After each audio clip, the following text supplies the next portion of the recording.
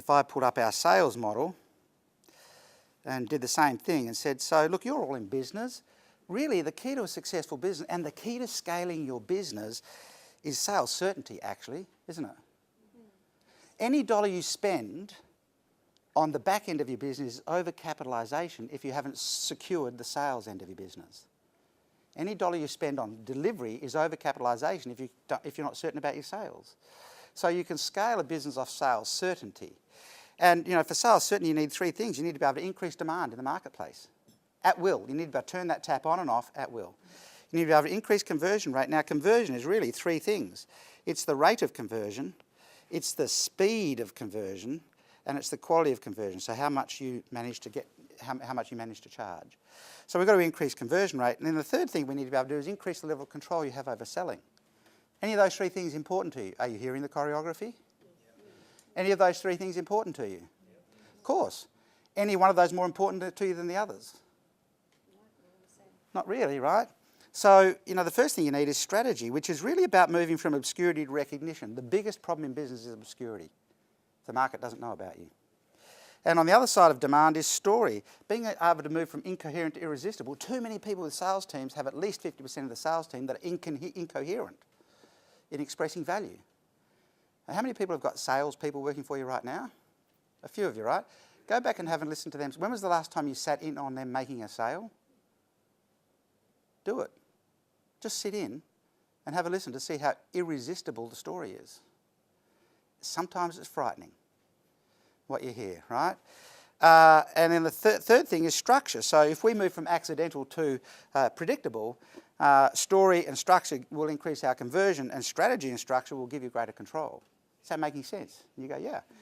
So the key to strategy is market intimacy. You should know more about your clients and be more intimate with them than any of your competitors. Intel is everything.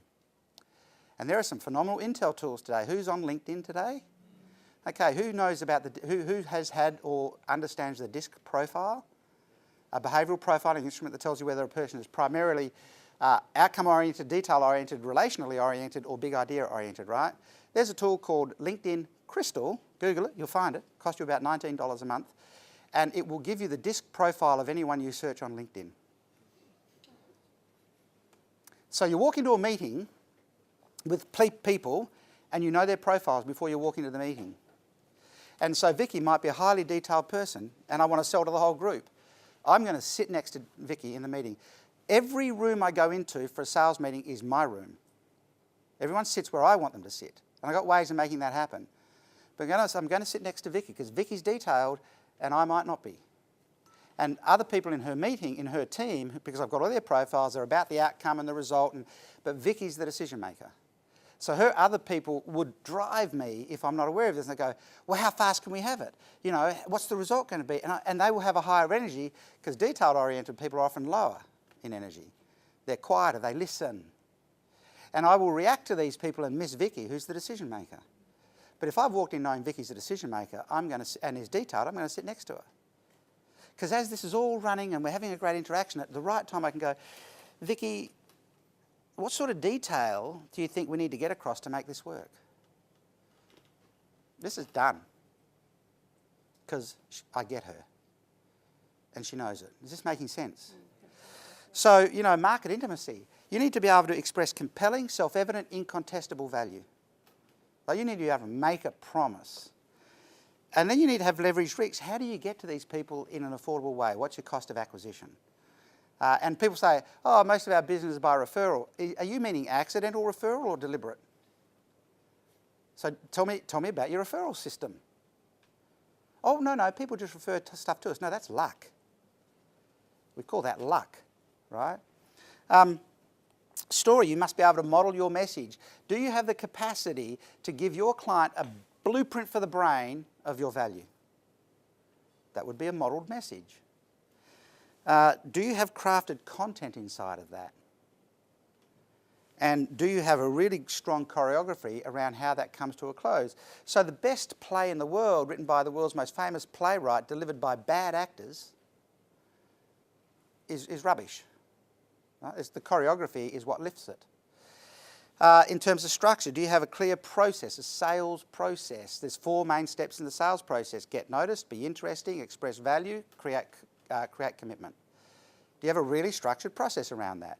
Before express value, there's a pre-sale. After express value, there's a trial close.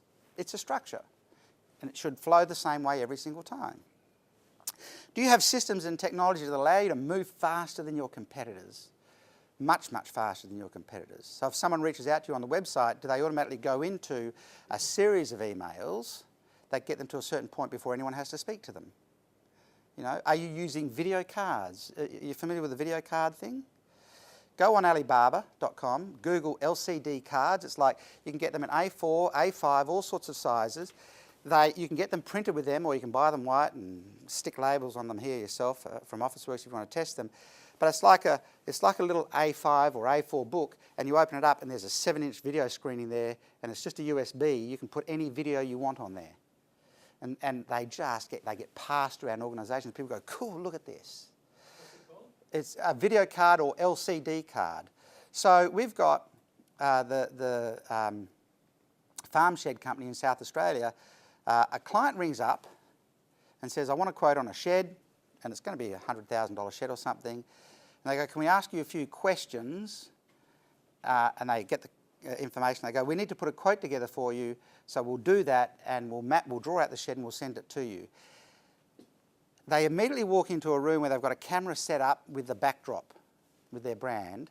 They've made the video hundreds of times so it falls out of their mouth. They stand in front of the camera and turn it on and they go, hi John, thank you for inquiring. It was fantastic talking to you just now. We wanted to let you know a little bit more about our company and what we do and the history of where we came from. We'll be sending you a quote in just a short while, but we want you to know who you're buying from. Blah, blah, blah, blah, blah. And by the way, here's our genius model, so you can have some confidence about our ability to deliver. Watch out for the quote. It'll come in just a few days. It gets shoved onto the video card because it's just like a USB. It gets put in the mail, and 30 minutes later, it's on its way. And the farmer receives that video card within 2 days. And then the afternoon that they've received it, or thereabouts, they'll get a phone call saying, we've worked up your quote. We'd love to walk you through it. We never actually just send the quotes out because a shed is not a shed is not a shed. Ours have 50-year guarantee. We need to explain why. But they've already received the video card. They're pre-sold. How do you think that process is going to work? You know, now the technology is how fast could you cut a video personalised to somebody, shove it into an LCD card. Now if you're selling anything worth more than $15,000, you should be doing that. In fact, more than 10. How much effort should you put in to make a $10,000 sale? You know? So if your cycle time is really short and you don't have time for mail, I would have a page set up on your website if you're using WordPress or whatever that you can just drop a video into with no call to action on it. It's a very plain, because you don't want to be selling. There's no sale made in the video. And so you cut the video, drop it into Vimeo or something like that, put it onto the page and email it. Like if your cycle time is, because of different industries, you need to get the quote back to them really, really fast, put it on a web page and shoot them the web page via email. That page won't appear in the menu of the website. You know, it's just like a landing page on your website. Really simple, really clean, no call to action. You're just introducing the company. Who else does that? The greatest innovation today in business is not what you do, it's how you sell.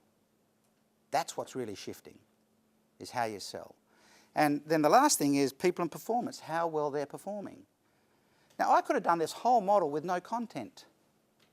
I could have said, oh, and by the way, then I get to the end and go, so really for us, you know, all this stuff's important, but for us, it's all about you and what you do. You are the heart of our business.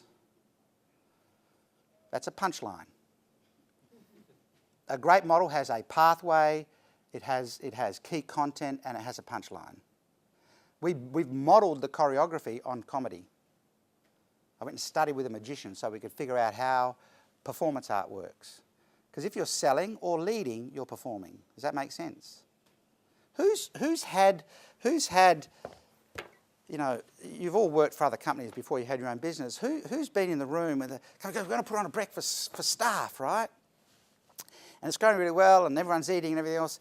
And then the CEO comes in and taps the microphone and goes, listen, I'm glad you're all here, and I hope you're all enjoying the breakfast. And I thought it'd be a good opportunity to talk about the strategic plan. But what happens to the room, right? Because A, what sort of subject is that? And B, the delivery's off. So, you know, if when Lorraine had introduced me, I'd, coming from the back of the room, I'd sort of come down and go, oh. So, look, we just have to get through the next 2 hours. You would have gone, oh, hang on a minute, right? Like, I have to have a higher level of energy than everyone in the room because I've got to carry the energy. Does that make sense? And if the choreography is off, the model's off. But I could also have drawn that model. So I'll give you an example on paper. No, that doesn't. Yeah, no, I'll do it on here. I could sell HR type services and say to, you know, you could be a room of leaders, and I go, you know, when people show up at your business every day, they kind of bring two things with them. They bring their emotions, or maybe not in your business, or do they? Do people bring their emotions to your work? Yeah. And most leaders go, do they? Right, so probably the emotions kind of fit into, some people come in full of desire, pumped up and ready to make it happen, and some people come in, you know, they're there out of fear, like if I don't show up I won't get paid. Does that resonate? You go, yeah, it totally does. The other thing that people bring to work with them is their capability. Like, what would the end of the scales be for you in terms of capability? So how would you describe your best people? How would you describe your best people? Pardon? Yeah, but give me a name. How would you label them? Capability-wise? Energetic. Pardon? Energetic's probably more energy. It's probably more emotion. Pardon? Brilliant. So some people come and they just have brilliant capability. What about down the bottom end? Awful. How do you spell awful? Does awful have an E between the W and the F? No? It doesn't matter. I use optional spelling, and that means if I spell something wrong, you can just fill it in. But just fill it in your head. You don't have to share it, all right? Because I'm really doing it for you, so you can be involved. So how would you describe these people down here in the red zone that they're there out of fear, and they're actually pretty awful at what they do? How would you describe them? Give them a name. Pardon? On the way. O-T-O. Any other names? Dud. We'll go with Dud. Dead weight. Oh, okay. Okay. What about, this is the amber zone.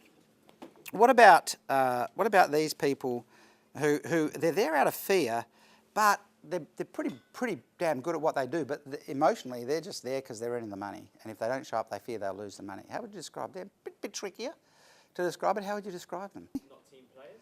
Not team players. Thank you for that. And so down here are people who are full of enthusiasm, but not that great at what they do. How would you describe them? Hard. Pardon? Challenging. Okay, so triers. Potential, thank you.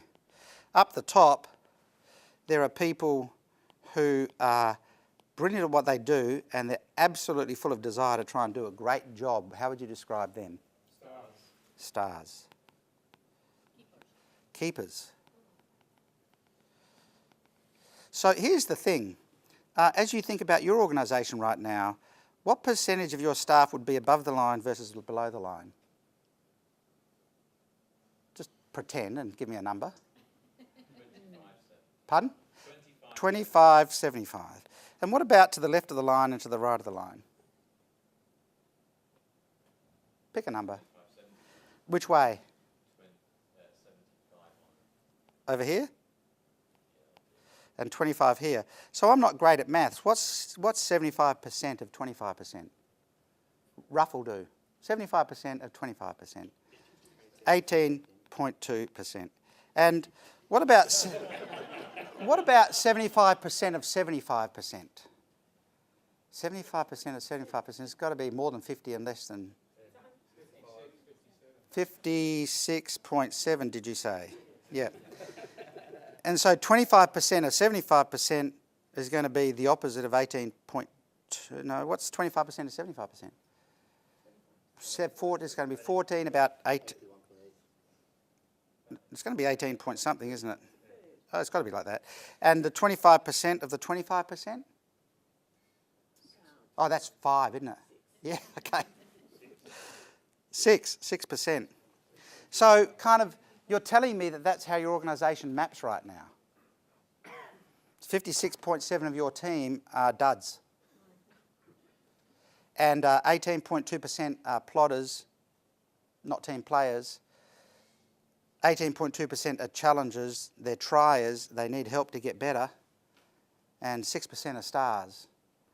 But you know there's another category, isn't there? There's the super green. The people that are above 8 on both. What would you call them? Superstars. Unimaginative, but appropriate. So rarely do we see organisations move these people through here. It doesn't happen. You either move the duds into the not team players through training to shift them from awful to brilliant, or you move them from duds to triers through engagement. And you move the challenging people into stars through training, and you move the plotters into stars through engagement. So we do 2 things with organisations. We help you improve capability and lift engagement. Would you like to talk about how that happens? Yes. Where are you left with this right now? Here's the thing. I didn't make up a single piece of content. You did. I didn't give you one word. I just drew the shape. And I know how to run the choreography. How can you possibly disagree with that model? It's yours. Because the words we use, if we actually tell them the words, are prisoners, conscripts, trainees, and volunteers. So I know what the tone of the quadrant is, but is it better if I use my words or use yours? It's better to use ours. So if you get good at this, you can walk into any room and run the room, or into any conversation and run the conversation. So you know those group of 200 homeowners who we have to reach agreement in 2 hours? Here's why I know it's going to happen. Because facilitation is actually pretty simple. You just have to frustrate people for 3/4 of the available time. And the tension goes up, and after people have been there for 3/4, so an hour and a half out of 2 hours, what don't they want to do? At 2 hours, what don't they want to do? They don't want to leave without something happening, right? So you just frustrate them for an hour and a half out of 2 hours, and if you listen to the room really carefully, you get the timing right, and you move to the whiteboard or a flip chart and go, you know what, I think I can draw this for you. Now you own the room. And often you start with the geometry. So often I've gone to the flip chart and I don't know what I'm going to draw. I put the pen on the paper and I draw a shape, because that feels like it's probably the right shape, and then facilitate the content out of the room. And you get to the end and go, that's awesome. Why don't you just give us that at the start? Because it didn't exist. But, you know, we just needed you to be able to unpack it for yourselves. And selling works like that. Can you see how powerful this could be? You know, in terms of selling. So I need to make sure that we stay on track.